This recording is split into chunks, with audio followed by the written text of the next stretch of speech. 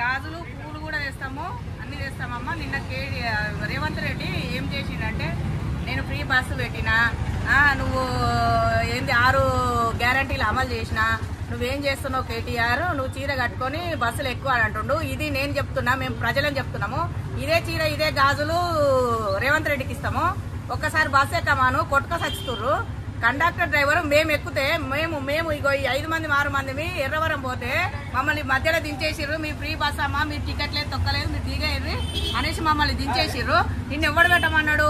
నిన్ను మేము పెట్టమన్నామా? మాకు పైసలు గతిలేవా? 10 రూపాయలు పెట్టి మేము బస్ ఎక్కలేమా? నువ్వు చేసే గ్యారంటీలు చెయ్యి. నిన్ను గెలిపించి ఊర్లల్లా వాళ్ళ నెత్తులు చేయి పెట్టుకొని రోడ్ల మీద పొలాల నడి రోడ్డు మీద నడి పొలాలలో కూర్చొని ఆత్మహత్య చేసుకుంటున్నారు. నువ్వేం చేస్తున్నావా అని నువ్వు ఇవాళ కేటీఆర్ ని చీర కట్టుకోమంటున్నావు? డ్రైవర్ కండక్టర్లు మహిళలంటే మేము టికెట్ తీసుకుంటుంటే మహిళలంటే ఒక విలువ